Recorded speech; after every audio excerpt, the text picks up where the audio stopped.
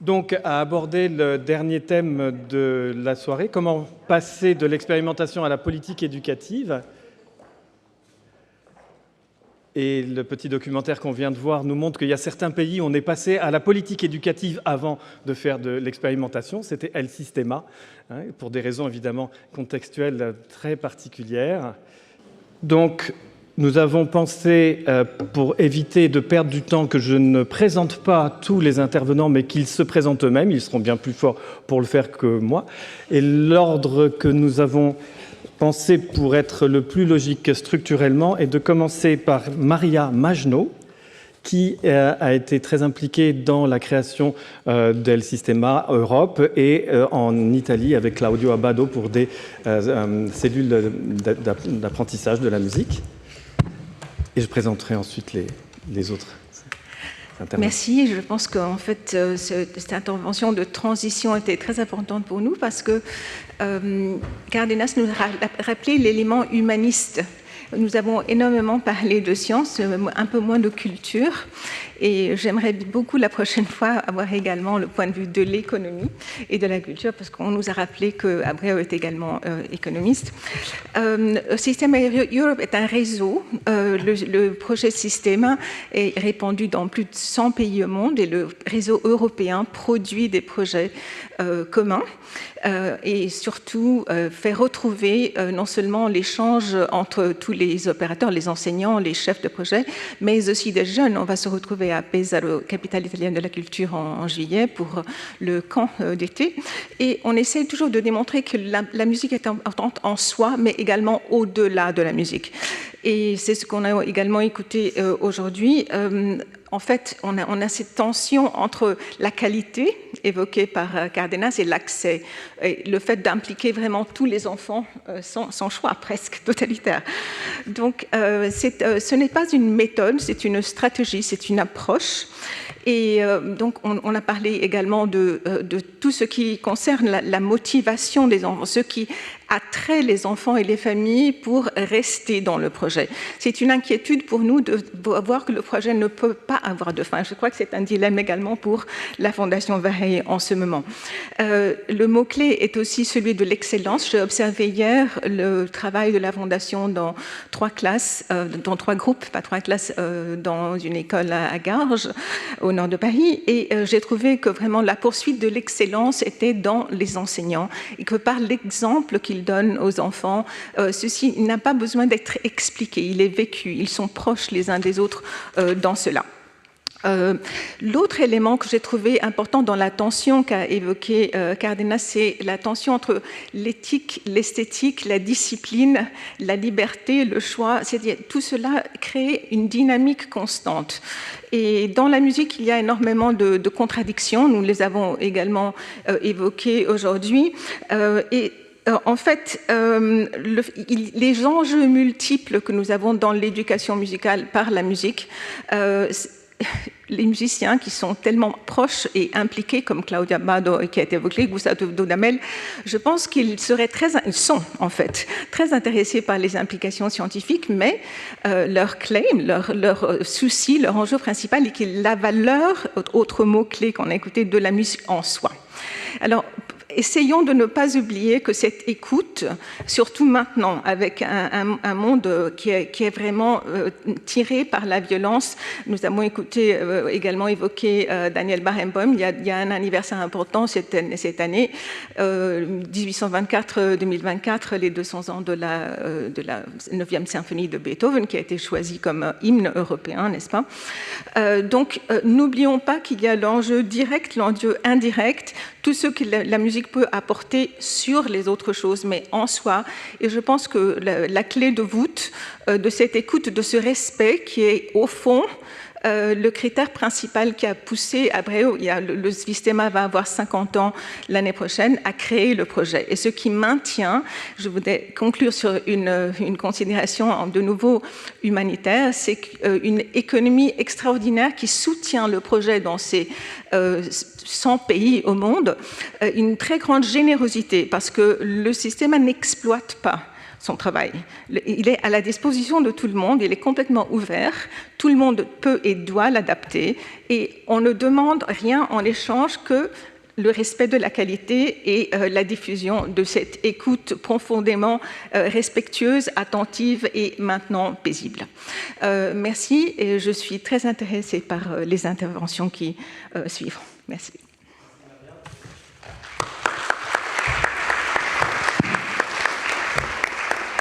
Je donne la parole à Lou Hasenberg, qui va se présenter. Merci beaucoup et merci pour cette invitation. C'est un plaisir d'être avec vous aujourd'hui sur ce beau sujet. Donc, je suis Lou Hasenberg, je suis chef de projet pour un programme qui s'appelle ID, Innovation, Données et Expérimentation en éducation. Et on a au sein du JPAL Europe, qui est un laboratoire de recherche international qui conduit des évaluations d'impact, un intérêt évidemment pour la musique, mais aussi pour beaucoup d'autres sujets en lien avec l'éducation.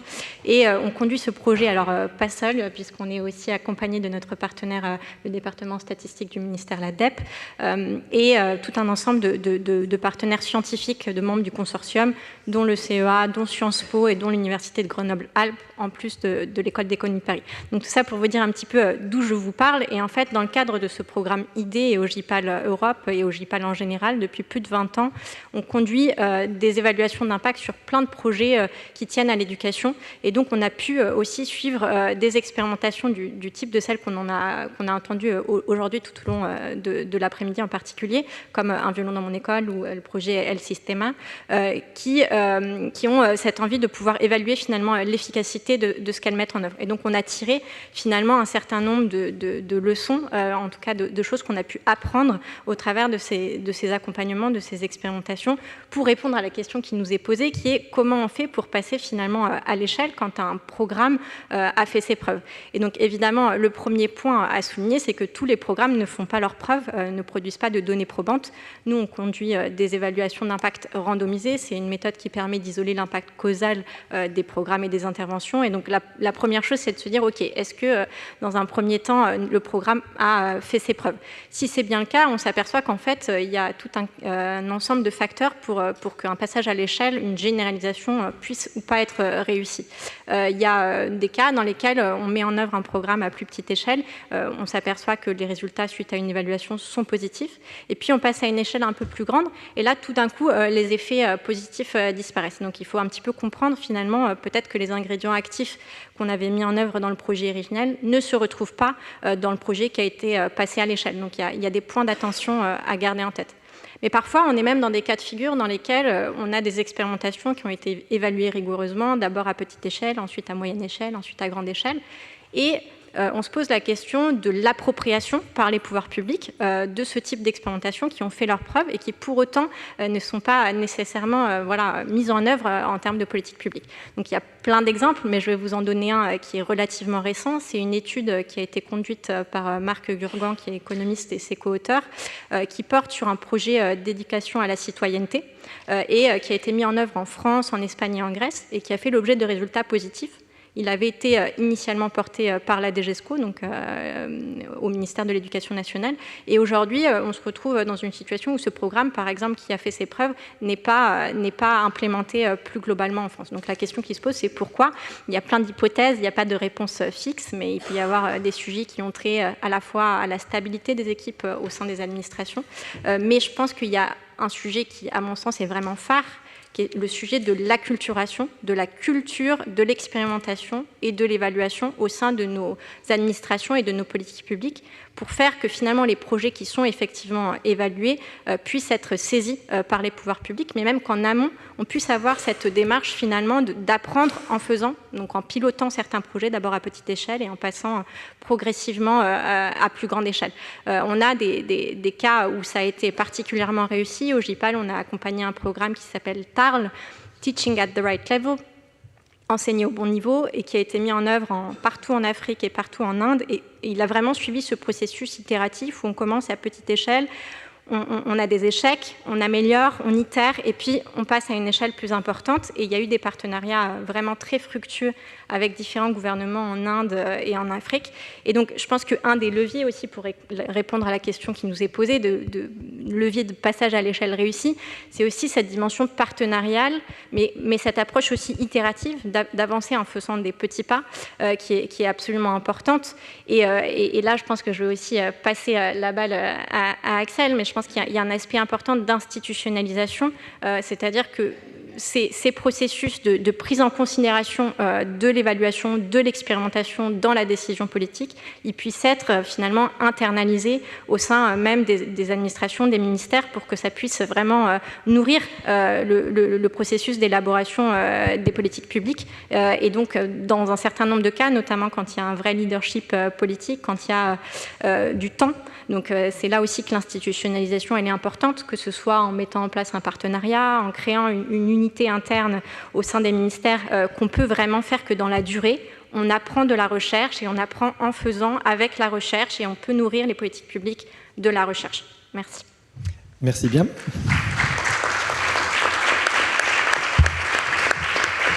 Donc je vais donner la balle à Axel Charpentier qui va se présenter aussi. Oui, merci. Merci beaucoup pour cette invitation. Je vais juste commencer en disant que l'institution que je représente, la DEP, qui est donc le service statistique ministériel de l'éducation nationale, n'a pas de rôle prescriptif en termes de politique éducative. Mais je vais vous expliquer ce que nous, on peut faire pour soutenir la recherche en éducation, les expérimentations en éducation et peut-être permettre la production de résultats qui peuvent amener à réfléchir aux politiques éducatives. Donc la DEP, elle a comme première mission de produire des statistiques, des études objectives et de qualité sur le système éducatif. Elle contribue ainsi au débat public, elle aide aussi au pilotage de la politique éducative au niveau national et aussi au niveau plus local, académique notamment. Et puis elle a également un rôle en matière d'évaluation du système éducatif dans toutes ses dimensions. Elle a un rôle important pour la recherche puisqu'elle produit de la donnée exhaustive.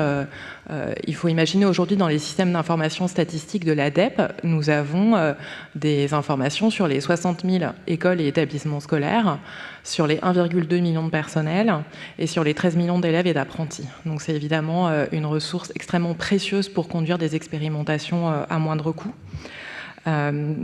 Notre travail, c'est donc de construire des sources statistiques qui vont être utiles pour mener nos missions, mais également pour appuyer la recherche.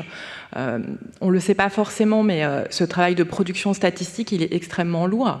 Nos données, elles s'appuient très souvent sur des fichiers de gestion qui ne sont pas construits à des fins de statistiques publiques ou à des fins de recherche. Donc ça implique du côté des équipes à l'ADEP un travail de production de fichiers, de documentation, etc. Voilà, ce qui est assez conséquent, mais ce qui fait partie de nos missions premières en fait en termes de production. On obéit aussi aux critères de qualité dans la statistique publique, qui sont définis notamment par les règles de la statistique européenne en la matière. Et on joue également un rôle en matière d'animation de la recherche en éducation à différents niveaux. On va soutenir la recherche en mettant à disposition des données. On va aussi accompagner des équipes de recherche qui réfléchissent à des déploiements d'expérimentation. On va financer aussi des travaux de recherche. On a une chaire de recherche qu'on a créée avec la Fondation Ardian et l'École d'économie de Paris pour financer des travaux de doctorants notamment. Et ce que je vous disais, c'est que par les accès aux données, aux sources administratives, on permet aux chercheurs de déployer des expérimentations à moindre coût, à la fois pour eux, mais aussi pour le terrain. Quand on cherche à évaluer des effets, et Julie l'a très bien montré via la présentation de l'évaluation d'un violon dans mon école, il y a des enjeux de collecte de données, des collectes ad hoc pour mesurer des choses qui n'existent pas dans les systèmes d'information. Et donc si on peut par exemple mettre à disposition des données sur les compétences des élèves grâce aux évaluations nationales qui sont aujourd'hui généralisées, ça permet notamment à des chercheurs de mesurer des effets à court terme, à moyen terme, à long terme, et donc de disposer d'arguments également très convaincants sur des éléments probants d'efficacité de dispositifs.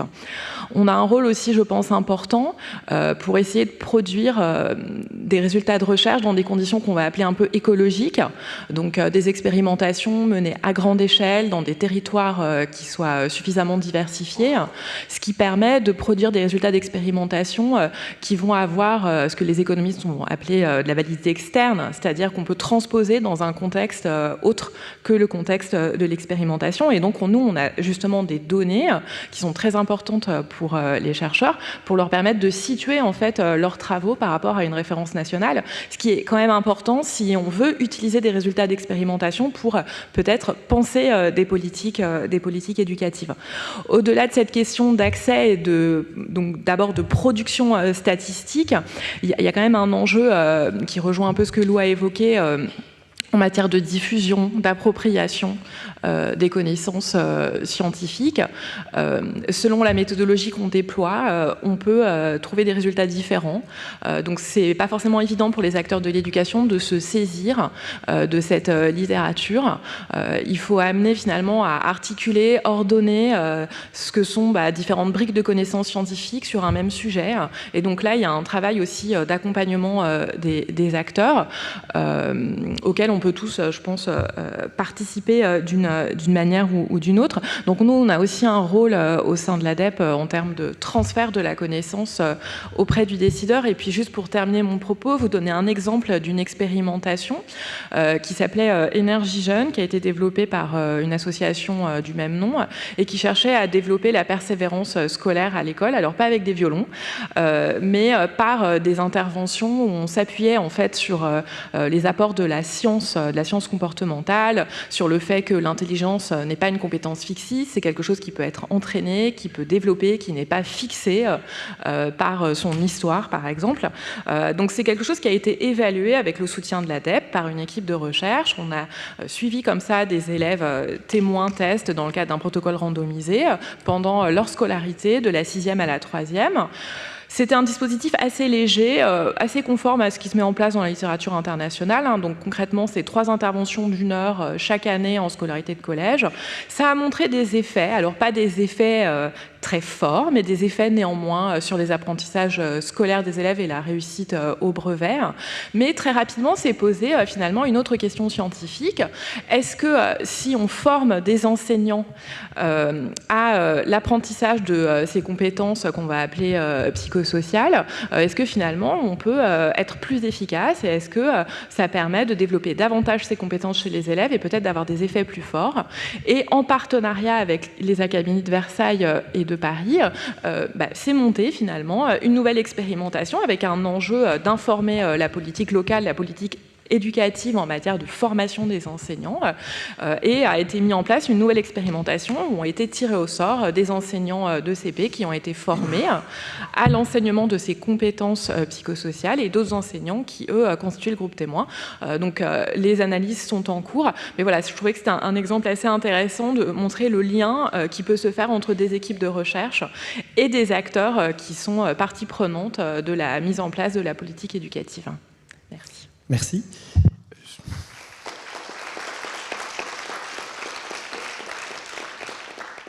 Donc on va suivre l'ordre avec Olivier Van Beek qui va parler sans doute du projet Violon dans mon école aussi. Voilà, tout à fait. Bonjour à toutes et à tous.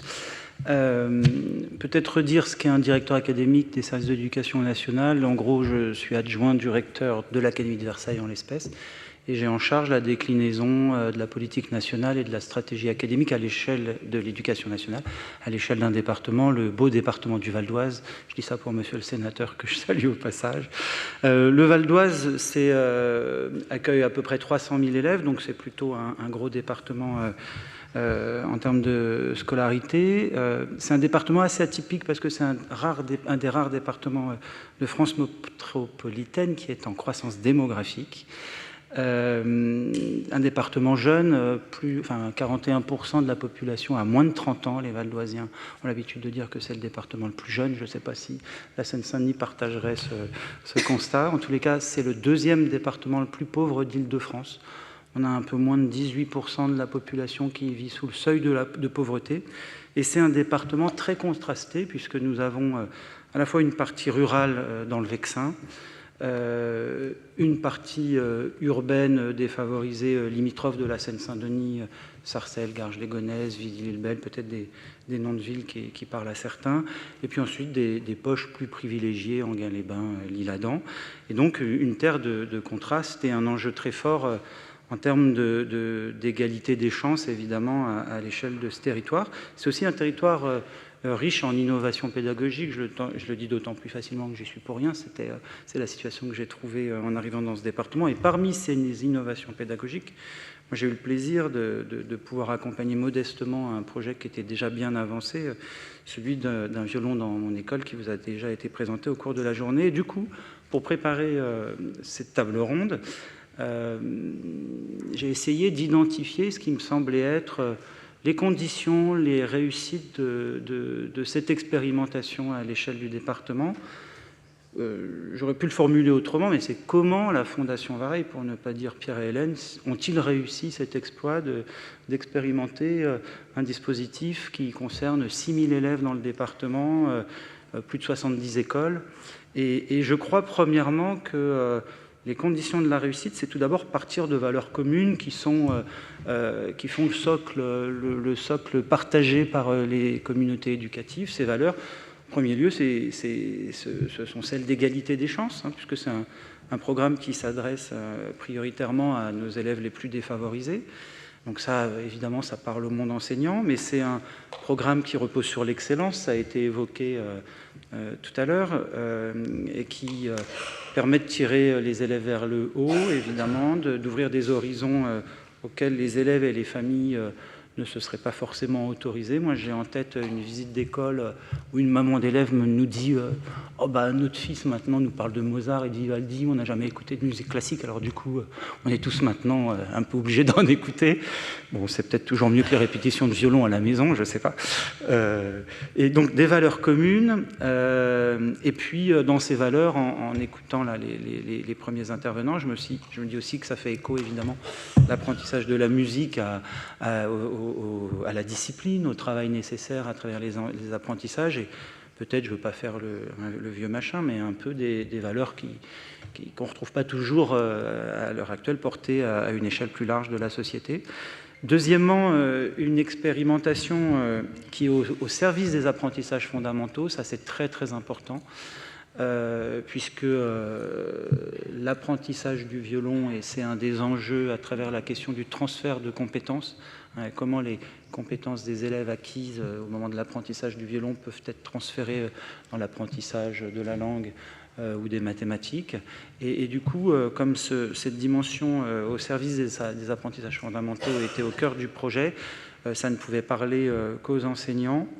Et d'ailleurs, je trouve ce qui est assez remarquable dans ce projet et presque un peu culotté au départ, c'était de décliner cette action sur temps scolaire et sur les temps de cours. Et ce qui renforce évidemment la nécessité de l'ancrer fortement aux apprentissages fondamentaux, puisque vous le savez bien, pour un enseignant, le temps de cours est précieux. Et je le dis parce qu'à l'heure actuelle, je suis en train de revoir un petit peu ce qui peut se faire en éducation prioritaire dans le département, puisque nous ne sommes pas, complètement détachés d'une problématique courante, à savoir des expérimentations, des interventions un peu déconnectées justement des priorités nationales parfois, enfin on pourrait l'analyser comme ça, et surtout, et c'est ça qui est remarquable dans le projet aussi, c'est qu'on ne consomme pas une activité et on inscrit vraiment cette expérimentation dans une démarche à la fois de professionnalisation des enseignants. Alors, il ne s'agit pas de transformer les enseignants en professeurs de violon, mais nous, on accompagne à l'échelle du département modestement nos professeurs des écoles pour qu'ils puissent vraiment travailler cette question du transfert des compétences. Donc ça me semble être un ingrédient important de réussite du projet. Et ensuite, peut-être avoir identifié nos limites. C'est-à-dire que dans le cadre de la passation du dispositif auprès des pouvoirs publics, puisque c'est la volonté initiale et annoncée depuis toujours de la Fondation, c'est de reconnaître nos limites. C'est-à-dire qu'on a essayé nous-mêmes de recruter des professeurs de violon au mois d'août. On n'a pas été forcément très bon.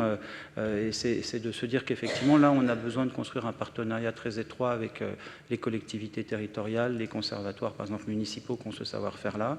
Et puis, évidemment, il y a toute une dimension du projet qui ne pourra pas être portée par l'éducation nationale. Je pense à la maintenance des instruments. Et peut-être le dernier point, évidemment, très important, c'est le portage local, que ce soit par les élus locaux, par les inspecteurs de circonscription, la DSDN, les directeurs d'école.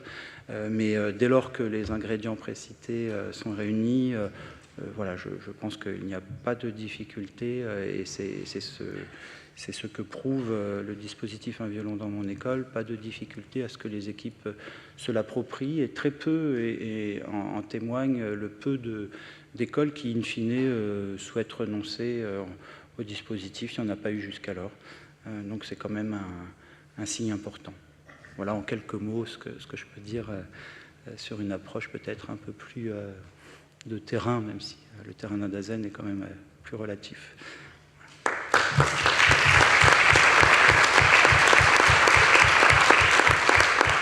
Merci. Et pour finir ce rapide tour de table, Jean-Michel Blanquer, on vous donne la parole. Tout le monde vous connaît, mais on ne sait pas ce que vous allez dire. Bon, ça vaut mieux que l'inverse peut-être, mais en tout cas, merci de l'invitation. Je suis très, très heureux d'être là, très heureux d'entendre tout ce que je viens d'entendre et très heureux de voir ce projet consacré par un tel événement, consacré scientifiquement, mais consacré même au-delà des enjeux scientifiques par l'adhésion, je pense, qui est représentée par le nombre que vous êtes aujourd'hui et les acteurs divers que vous êtes. Donc si je suis là, c'est d'abord pour dire que moi aussi, j'ai fait et je ferai partie des soutiens, parce que je suis extrêmement convaincu, et que finalement, peut-être la question centrale posée aujourd'hui, c'est bien sûr celle des bases scientifiques de tout cela, des preuves, des éléments qui nous tiennent à cœur, mais qui désormais, je le dis évidemment sous toute réserve et sous d'éventuelles critiques, mais désormais me semble relativement avéré et démontré, et que donc le sujet, c'est la montée à l'échelle, c'est la pérennité, c'est le déploiement grâce à ces éléments de preuve. Alors évidemment, j'aimerais en parler d'abord au titre de ce que ça illustre, et ça a été un petit peu dit avant, et puis ensuite, je voudrais parler de la chose en soi. D'abord, au titre de ce que ça illustre, on vient de l'entendre, c'est quand même la traduction d'une démarche qui est celle qu'on peut souhaiter à l'éducation nationale, c'est-à-dire d'une démarche d'expérimentation, de démonstration, et ensuite, autant que possible, de déploiement. Mais avec toute une série de problèmes qui se posent et qui ne sont pas propres à ce projet. D'abord des enjeux de méthode initialement, bien sûr, des enjeux d'acceptabilité, j'imagine qu'il en a été question auparavant, et puis ensuite les enjeux de pérennité et de montée à l'échelle, qui évidemment rencontrent des problèmes dont il faut comprendre qu'ils sont en partie justifiés. C'est-à-dire que il n'y aurait pas d'un côté des idées magnifiques et de l'autre des forces de résistance aux idées magnifiques. C'est évidemment plus compliqué que ça. D'abord, il faut toujours avoir à l'idée que l'éducation nationale peut parfois être comme un berceau sur lequel trop de faits se penchent. Autrement dit, il y a tellement de bonne volonté, tellement de bonnes idées qu'à la fin, le berceau tombe. Et nous pourrions faire 50 colloques sur 50 très bonnes idées pour l'éducation nationale. Et je ne dis pas ça du tout pour invalider ni la bonne idée d'aujourd'hui, ni les autres, mais pour qu'on soit conscient de, quand on est à grande échelle ensuite, eh bien, il y a une série de problèmes qui se posent qu'il faut bien avoir en tête. Et je connais des collèges d'éducation prioritaire où une accumulation de bonnes idées, une accumulation de bonnes intentions vis-à-vis des élèves conduisent à soustraire du temps à des choses fondamentales pour le progrès des élèves en question. Donc ils peuvent très bien, par exemple, sortir de troisième très épanouis, mais pas très solides sur leurs connaissances. Et donc, il faut évidemment avoir en tête cela. Donc il faut avoir une vision très systémique, très organisée, et une forme de réalisme sur justement les obstacles qu'on va rencontrer. Parce que moi, par exemple, je suis extrêmement convaincu du bienfait qu'il y aurait de la généralisation complète de ce dont nous parlons aujourd'hui, donc il faut que ce soit clair, mais il faut qu'on soit quand même conscient de ce que je viens de dire pour réussir cette montée en puissance. Et puis il y a évidemment d'autres obstacles qui peuvent être de nature matérielle, qui peuvent être parfois de nature, on va dire, politique au sens large du terme. Il y a pour le coup des forces de résistance, des forces surtout de résistance au changement, des forces de résistance aux habitudes. Toutes ces choses sont bien connues et je ne vais pas les développer ici. Mais donc on a cet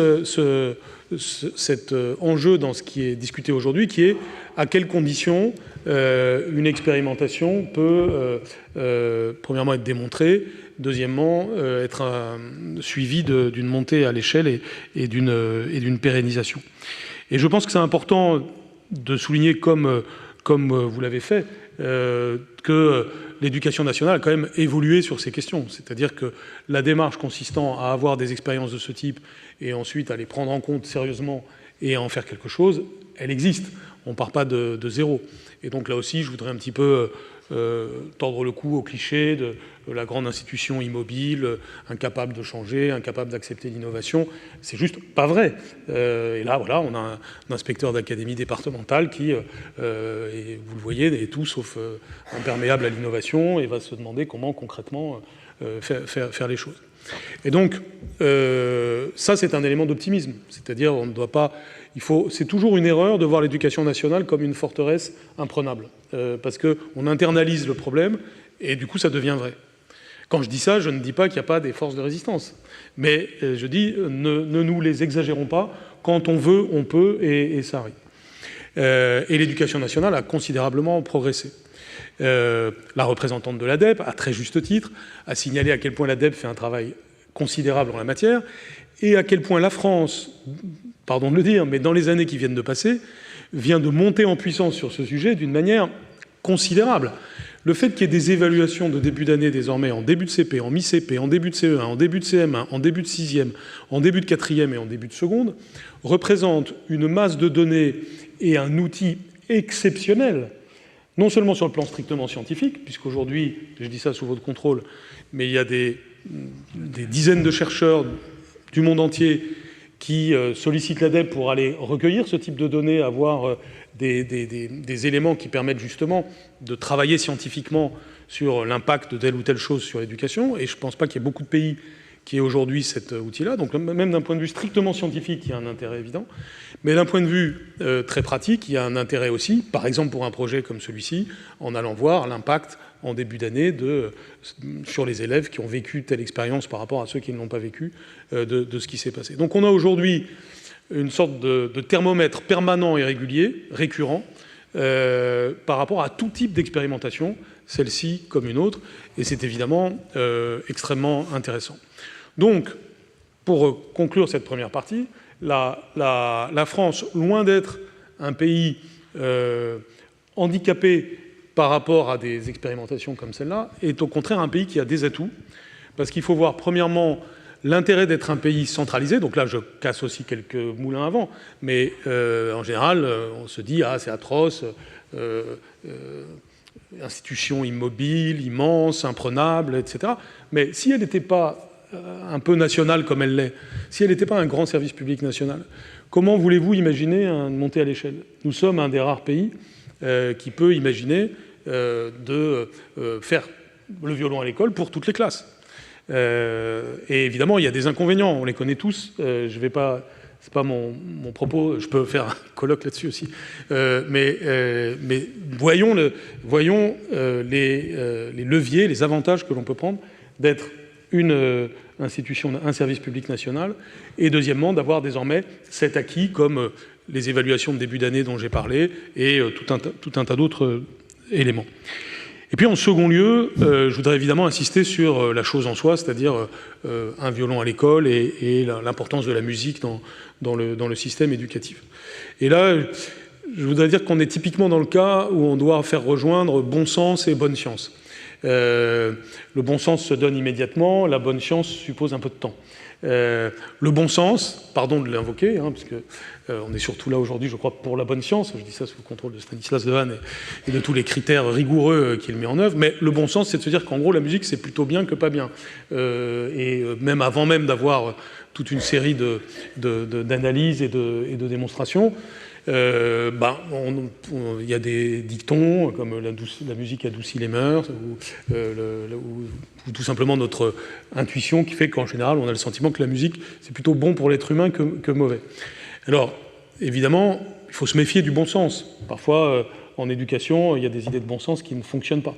Donc le bon sens ne suffit pas, mais il ne faut pas s'en priver non plus. Autrement dit, il est bon d'aller dans des directions qui nous paraissent valables, quitte ensuite à chercher la démonstration. C'est un peu ce qui s'est passé là. Pour ma part, et par rapport à l'argument que je donnais tout à l'heure, où je disais, au fond, il peut y avoir 50 bonnes idées pour l'éducation nationale, attention de ne pas trop les accumuler. Il faut donc faire des priorités. Et je dirais, non pas pour vous faire plaisir aujourd'hui, mais parce que j'y crois, et parce que j'ai montré que j'y croyais, que la musique peut être au premier rang de ces priorités.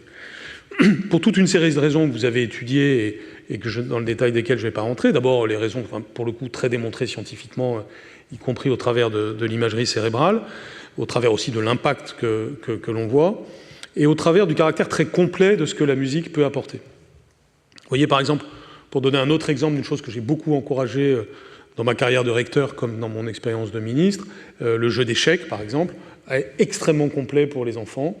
Voilà typiquement quelque chose dont on peut souhaiter aussi la généralisation, parce que ça permet la concentration, parce que ça permet le respect de l'adversaire, parce que ça développe des concepts mathématiques. Eh bien, la musique, je crois que c'est ça, et encore un peu plus que ça.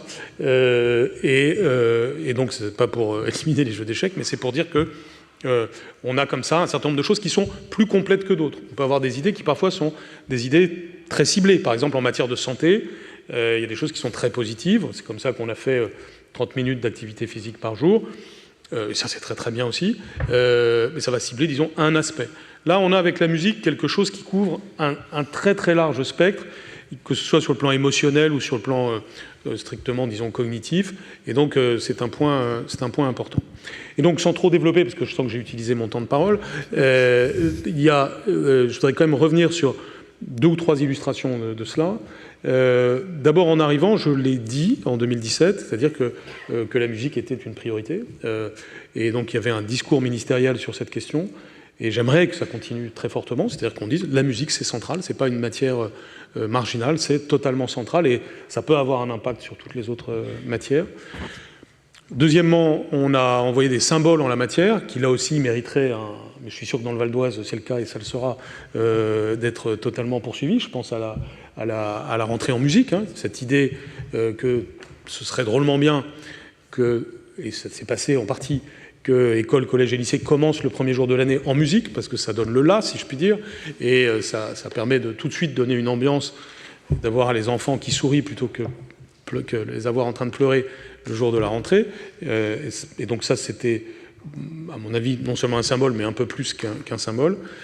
Bien sûr, la systématisation des chorales au collège a été un point important, leur très grande multiplication à l'école primaire aussi. Ce qui est très important aussi, c'est la mobilisation des acteurs de l'éducation nationale et autour de l'éducation nationale sur une telle question. D'où l'importance de la coopération avec le ministère de la Culture, avec les conservatoires, et là aussi de bien montrer que l'éducation nationale n'est pas une forteresse, mais bien un lieu avec lequel on coopère. Donc, sans aller plus loin, parce que là je crois que j'ai été très au-delà de ma gamme, et bien je pense que un des résultats souhaitables aujourd'hui, semble-t-il, de ce qui va se passer, c'est non seulement de donner des preuves et de montrer comment elles se sont accumulées ces derniers temps, mais aussi qu'il en résulte un élan de volonté pour tout simplement la généralisation de cette expérimentation. Merci. Merci beaucoup. Peut-être pour... On peut l'applaudir.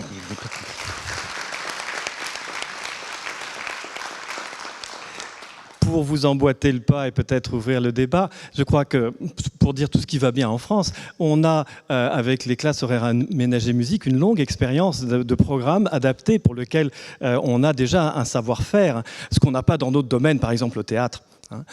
Et on a en plus nos bases scientifiques qui montrent que l'application de ce type de démarche politique éducative est tout à fait possible parce qu'on a énormément de données. J'imagine que vous les avez, vous pourriez les exploiter tel ou tel service sur le fait qu'il est possible d'enlever des heures d'enseignement et de remplacer par des heures de musique. C'est les classes horaires aménagées musique et ça réussit très bien aux élèves. Alors c'est vrai, on va me dire c'était pour les élèves élites, mais vous le savez aussi, on a beaucoup mis maintenant les classes horaires aménagées musique dans les quartiers défavorisés. Donc ça, je pense que c'est un élément qui va en faveur de l'orientation de politique éducative vers des programmes de ce type-là. Et je pense qu'on doit le prendre en compte.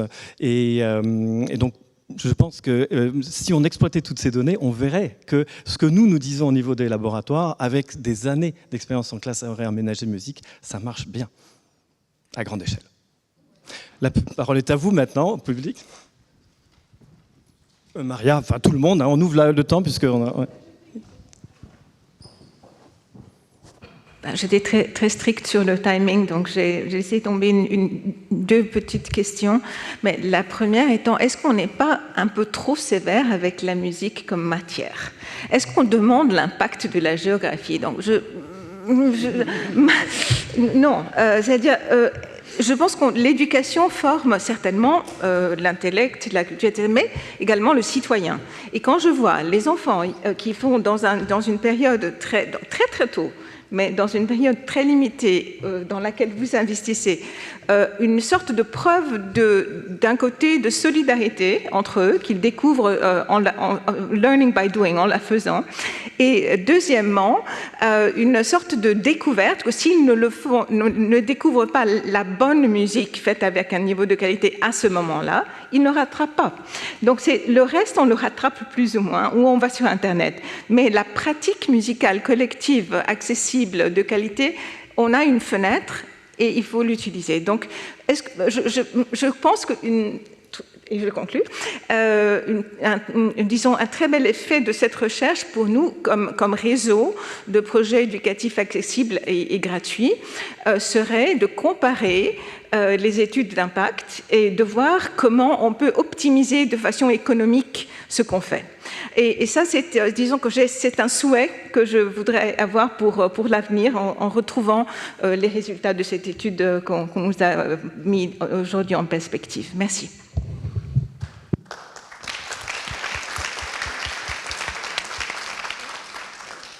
Stanislas, peut-être tu veux dire quelque chose? Justement, je voulais vous poser une question, madame, et profiter de votre présence ici, parce que vous avez une connaissance très intime, évidemment, de El Sistema, mais vous connaissez aussi les situations françaises, avec, on a vu aujourd'hui, un violon dans mon école. Il y a d'autres initiatives, comme Demos, les orchestres à l'école.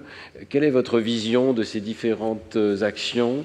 Est-ce que vous auriez des recommandations à faire pour le système français pour optimiser, si on peut dire, ces effets de... Le dialogue entre elles, je pense que serait le premier pas pour optimiser, parce que ce qu'on souffre un peu de ne pas voir, c'est une sorte de tour d'ivoire des uns et des autres et de méfiance un petit peu. Et je ne vois pas de méfiance à l'égard d'un violon dans mon école. Donc peut-être qu'un violon dans mon école qui est très indépendant, est totalement indépendant, pourrait être un bon catalyseur de dialogue entre elles, parce que en Italie, il y a la même situation, on est très nombreux, et il y a beaucoup à faire, donc il y a vraiment de la place pour tout le monde, mais il y a des sortes d'endurcissement de position, et si on pouvait être un peu plus complémentaires au lieu qu'au rivaux, ce serait beaucoup mieux. Donc je pense que c'est un premier pas pour ce colloque. Les questions ?